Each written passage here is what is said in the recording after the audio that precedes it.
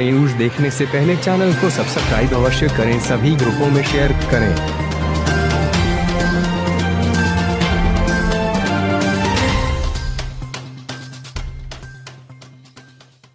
Doctor Rajpal Kashyap MLC Samajwadi Party Uttar Pradesh ने केंद्रीय budget को लेकर अपनी बात मीडिया को रखें और साथ ही विधानसभा चुनाव 2022 की तैयारियों के बारे में भी बताया। जैसा कि 1 फरवरी को आम बजट आया है, केंद्रीय बजट, इस पर आपका क्या कहना है? ये बजट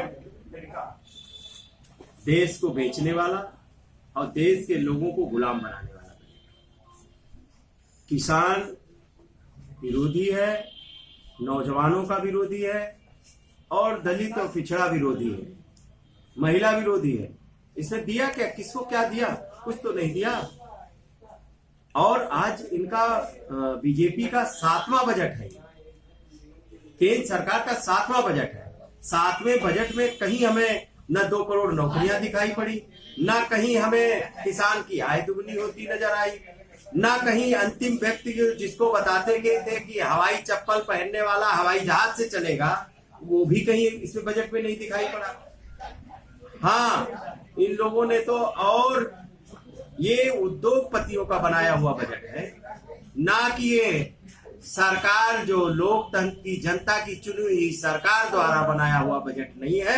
ये उद्योगपतियों का बनाया हुआ परिपत्र इन्होंने जारी किया है। जिस तरीके से किसानों का जो बिल बनाए हैं, जो किसान लगातार मांग कर रहे हैं कि बिल वापसी की, वो भी उद्योगपतियों को बनाया हुआ है। और उद्योगपतियों से इनकी क्या साठगांठ है, क्या लेन देन है, जिसका दबाव है जो वापस नहीं ले रहे। और आज पूरे देश की अर्थव्यवस्था चरमरा गई, पूरी तहस नहस कर दी इस बीजेपी सरकार ने। ये कहते थे जीएसटी आने के बाद चीजें सस्ती हो जाएंगी, जीएसटी आने के बाद तो चीजें महंगी हो गई। आप बताइए, ना नोटबंदी का फायदा मिला, ना जीएसटी का फायदा मिला, ना 7 बजट इनके हो गए तो कहीं कुछ नहीं। नौजवान बेरोजगार घूम रहे हैं, सभी जाति वर्ग के लोग परेशान हैं, आरक्षण खत्म हो रहा है, प्राइवेट सेक्टर में पूरा कहते थे देश बिकने नहीं देंगे, रेल बेचे दे रहे, एलआईसी बेचे दे रहे, बैंकें बेचे दे रहे, स्वास्थ्य सेवाएं बेचे दे रहे, एयरपोर्ट बेचे दे रहे, सब कुछ तो बेचे दे रहे हैं। तो ये उद्योगपतियों के बनाया हुआ कानून लागू कर रहे हैं, उद्योगपतियों को बनाया हुआ बजट है। उद्योगपतियों को फायदा कैसे पहुंचे, वो बजट इन्होंने बनाया है, आम जनता के लिए ये बजट नहीं। विकास सेस एक लगाया गया है पेट्रोल और डीजल पर, ये किस प्रकार का टैक्स है? देखिए, पेट्रोल डीजल यही सरकार कहती थी कि हमारी सरकार आएगी तो 35 रुपए में बिकेगा। 350 का सिलेंडर था, तब वो कहते थे बहुत महंगा है। आज वो 850, 900, 1000 सिलेंडर 1000 का मिल रहा। कमर्शियल सिलेंडर का अभी इन्होंने 114 रुपए बढ़ा दिया। हाँ, और डीजल पेट्रोल 80 और 82 रुपए में बिक रहा है। यही हमारे मुल्क के लोग दूसरे देशों को सस्ते में दे रहे हैं और यहाँ भारत के ही लोगों को महंगे में बेच रहे हैं। तो ये व्यापारी लोग आए हैं, ये जनता के हितैषी नहीं है, ये उद्योगपतियों की हितैषी सरकार आई है। ये चाहते हैं कि जो मिडिल क्लास खत्म हो जाए, गरीब और गरीब हो जाए, केवल उद्योगपति रहे और गरीब रहे और हम पे आश्रित रहे, जिससे मैं उनको गुलाम बना सकूं। इसी की तरफ ये सरकार पूरा ध्यान लगाएगी। 2022 की तैयारियों को लेकर क्या चल रहा है?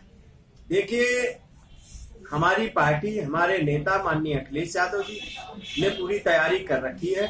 चुनाव की पूरी संगठन से लेकर सब कहीं समीक्षा चल रही है।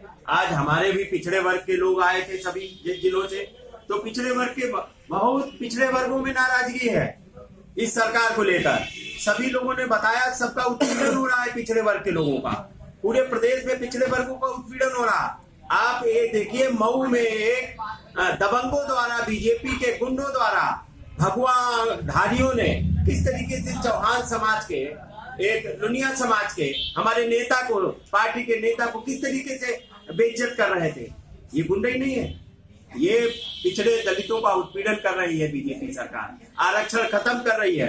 माननीय अखिलेश यादव जी थे तो कहते थे 58 एसडीएम यादव कर दिए। आज अभी खंड शिक्षा अधिकारी की भर्ती का निकला है, 309 सीटें थी जिसमें 84 सीटें हम ओबीसी की होनी चाहिए थी, मात्र 30 सीटें थी, 10% आरक्षण रखा। ये आरक्षण खत्म कर रहे हैं और दलित और पिछड़ों का साथ में अन्याय कर रहे हैं। समाजवादी पार्टी और पिछड़ा वर्ग प्रकोष्ठ बर्दाश्त नहीं करेगा। अगर ये अन्याय उत्पीड़न नहीं रोका तो सरकार के खिलाफ आंदोलन और धरना प्रदर्शन करने का काम करेगा।